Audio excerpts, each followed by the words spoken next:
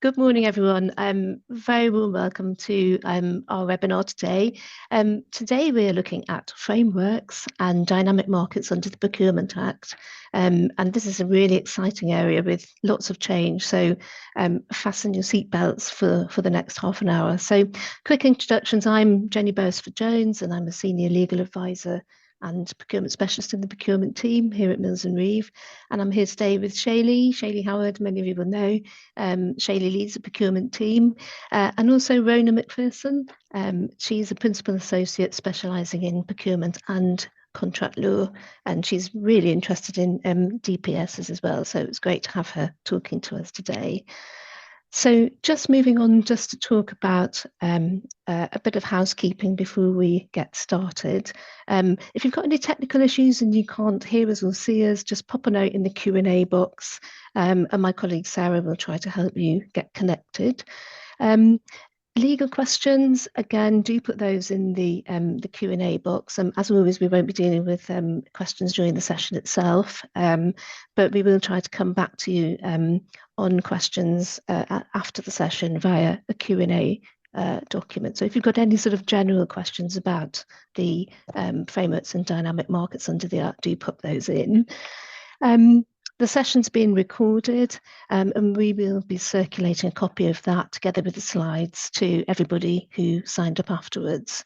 Of course, only the panel speakers can be seen or heard on the recording. And then finally, if the technology works, and hopefully it will, at the end of the webinar, we get a short feedback form at the end. And if you're able to complete that, that would be absolutely brilliant, because we really value that feedback. That helps us to keep in touch with what you're interested in. It helps to shape our future events. So just moving on just quickly to talk about the latest, and of course the really big news, which you all know by now, I'm sure, is that the Act is coming into force on the 28th of October 2024. So it's really happening. It's very exciting for us all, as well as I guess potentially a little bit daunting. And in fact, the first thing one member of our team said was that as it's the first day after the clocks go back, then at least we're going to get an extra hour on that day to cope with the change, which made us all laugh. So the other thing to note is that on Monday this week, the government e-learning for contracting authorities went live. So if you work for an authority in a procurement or commercial role, you should be able to access that. And there's a series of 10 one-hour modules, and then if you pass the test at the end, you get a certificate, which is of course nice to have and will help you to feel prepared. And also you will have seen that the official guidance that the government is putting out on the Act has started to be released. That's expected to all be available by the end of June. And we've had 3 tranches of that guidance so far. And the most recent of those is dealing with transition to the Act, which I think moves me nicely on to the first question that I'm going to talk about.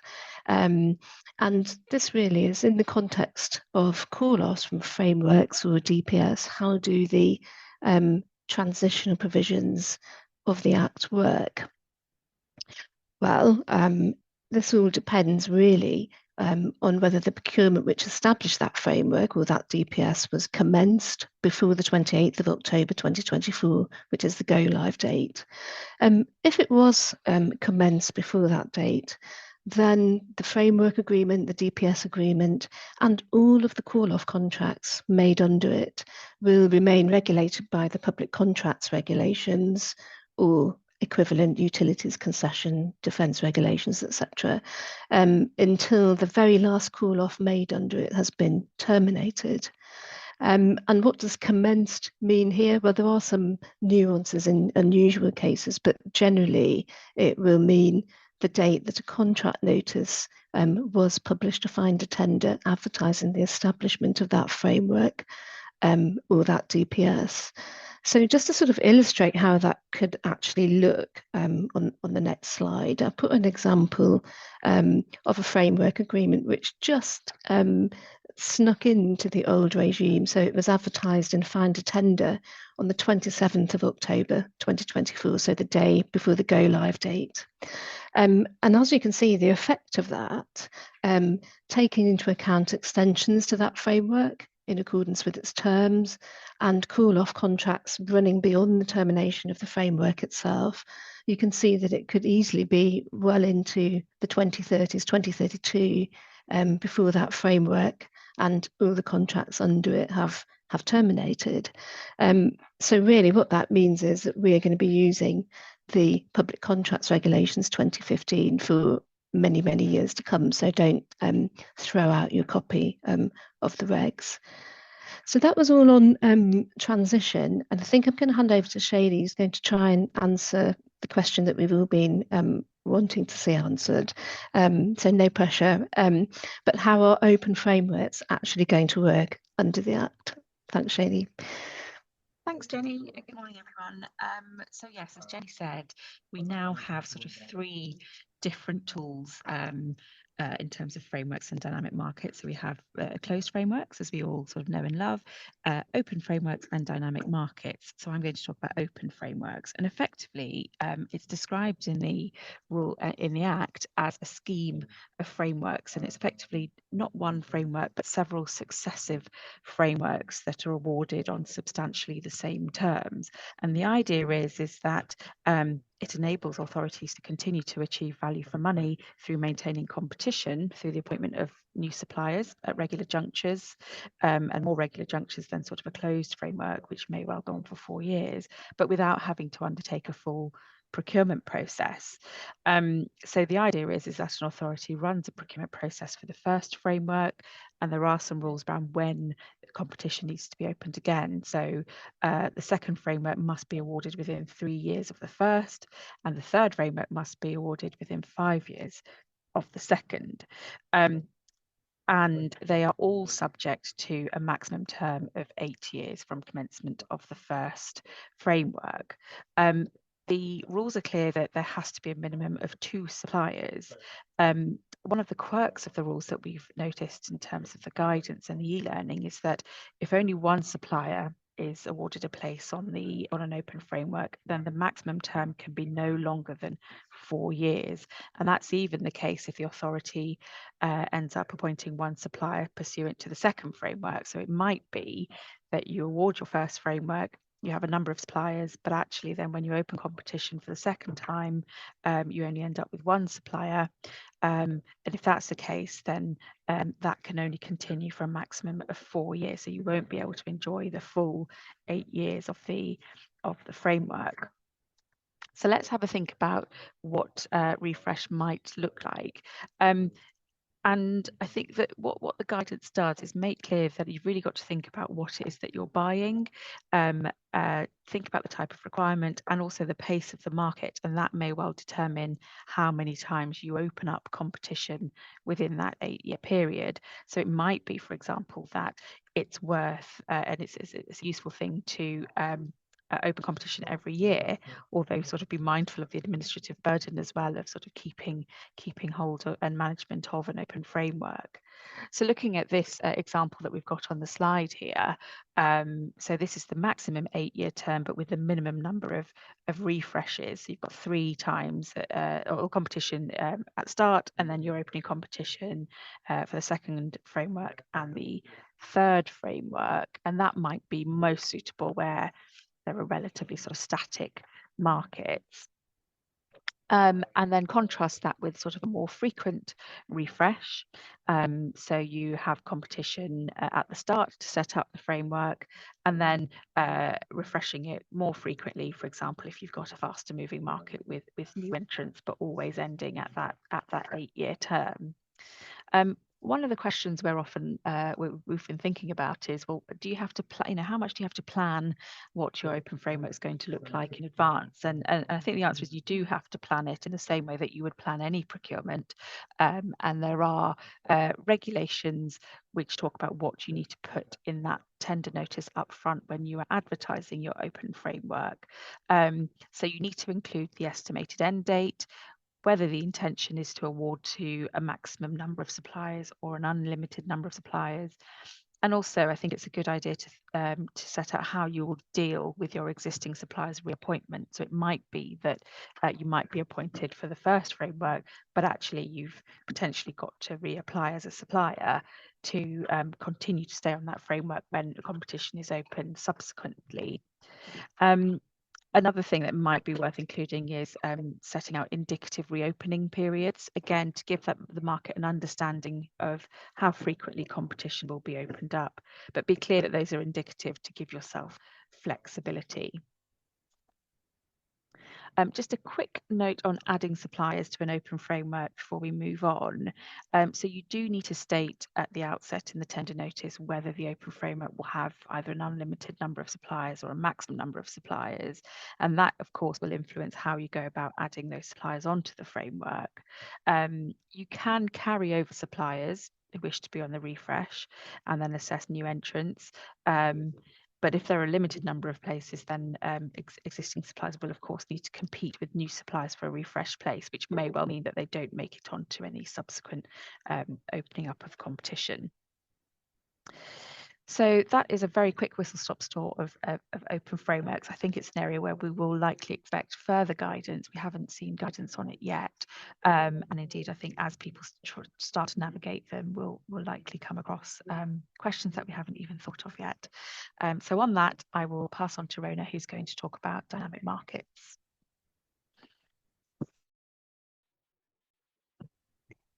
Thanks, Shaylee.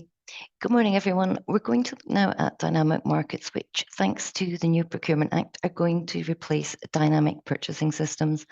Just a quick reminder of how a dynamic purchasing system, or DPS, works. To set it up, use the selection stage of the restricted procedure. All suppliers who meet the selection criteria get appointed to the DPS. Then, when you need to award a contract, you run a competition in the same way as under the award stage of a restricted procedure, and you must inform all those on the DPS about the opportunity. Suppliers can join the DPS at any time as long as they meet the original selection criteria. So, what will be different with dynamic markets and the way in which they're set up? Firstly, you need to publish a dynamic market notice rather than a tender notice to let the market know you're setting up a dynamic market. What needs to be included in that notice is set out in the new regulations. That information is similar to what you would put in a notice for a DPS. That is enough detail about your requirements so potentially interested suppliers can decide if this is for them. And this is a good moment to point out that unlike a DPS, which is supposed to only cover commonly used purchases generally available within the market, dynamic markets are available for all types of procurement. And I think this really reflects what contracting authorities have been pushing for, as we've seen DPSs being used for increasingly complex requirements. They're moving further and further away from these commonly used purchases. Given that suppliers can join at any time, this means dynamic markets can be used in the case of emerging markets where more suppliers may move into the relevant field over time. So you can split your dynamic market into categories, as you could under the DPS, but categories are now referred to as parts. If you do opt to split into parts, you have to give details, including CPV codes for each part in your notice. One requirement which is new is that contracting authorities must state either the estimated date for when the dynamic market will end or state that it's open-ended. Other information to be included in the notice is whether or not suppliers will be charged fees. Another key difference from the DPS regime. Contracting authorities will be able to charge suppliers appointed to the dynamic market, but only upon award of a contract, except in the case of utilities dynamic markets, where the fee is for membership instead.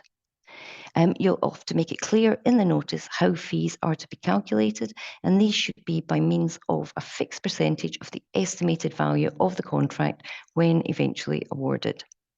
Once the dynamic market is set up, the contracting authority has to publish a notice to say so, and the new regs set out what's to be included in that notice. Suppliers can apply to be part of the dynamic market at any time. However, to ensure fairness, authorities can't make changes to the conditions of membership throughout the term of the dynamic market. The competitive flexible procedure must be used for call-offs, and authorities must remember to state in their tender notice that the competition is in respect of a dynamic market. Could I have the next slide, Shelley? So suppliers will need to ensure they're on the correct dynamic market so they don't miss out on any opportunities. How will they know which dynamic markets have the contracts they are interested in? Well, contracting authorities must include enough information in their dynamic market notice to assist suppliers in deciding whether to apply. But what if the supplier doesn't see the original notice? All is not lost.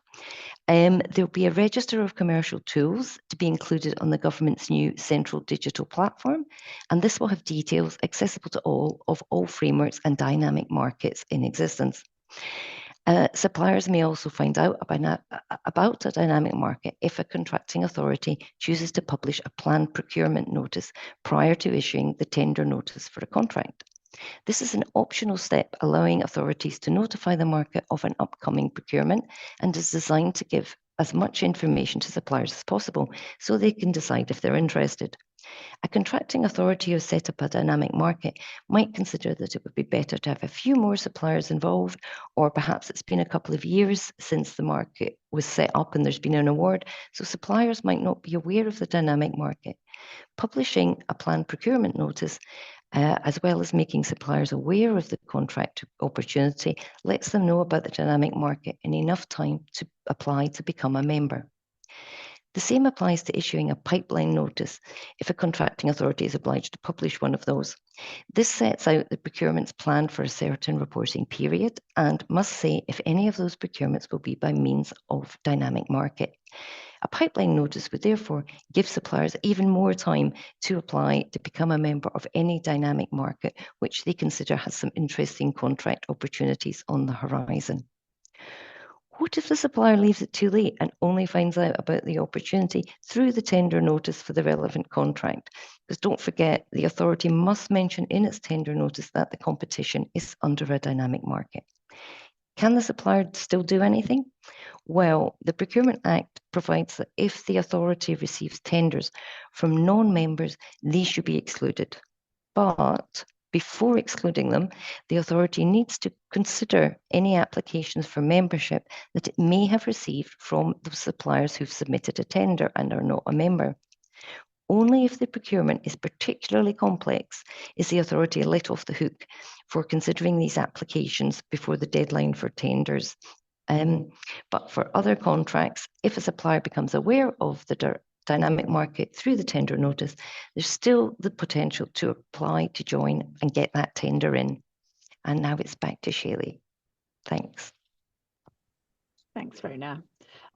So question 4, what notices do I need to publish when calling off from a framework? So here we're not talking about the setting up of the framework agreement, we're talking about a call-off procedure pursuant to that framework agreement. And I know transparency is one of the key linchpins of the new regime, and certainly talking to lots of our clients, both from the authority and the supplier side, the level of information that's required under the new transparency regime has been a real talking point. So let's just take a scenario. So we've got an NHS trust that's planning to call off a 5-year contract for £5.5 million for the provision of an electronic patient record system from a framework via mini competition. We've got some dates there. So the trust expects to commence the mini competition in July 2025, but wants to run some pre-market engagement with suppliers on the framework. And then we'll make payment on commencement of the contract on 1st of August and then each year following. So what does that mean in terms of the notices that the trust would need to publish? So we've been leafing through the Act and the regulations and the guidance, and this is, hopefully you can see that, and it's big enough, our view on what notices will need to be published.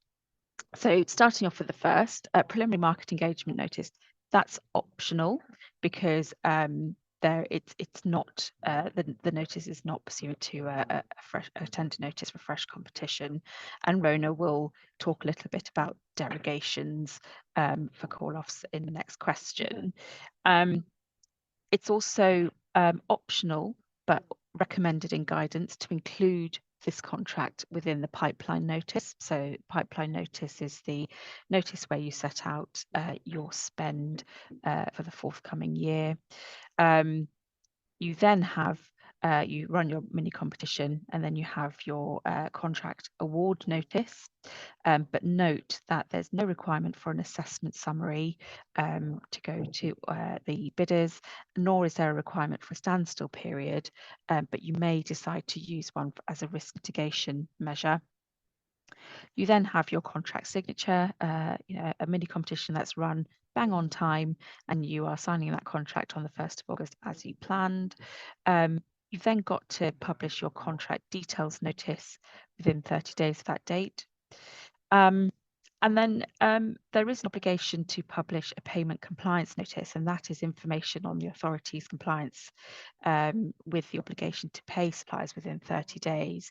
However, the transitional guidance that was published recently explains that the central digital platform that that Rona mentioned earlier is going to be implemented in phases, and so the digital capability to publish a payment compliance notice won't be from when the Act comes into force, but will be at a later date. We don't know when that is, so more on that in due course.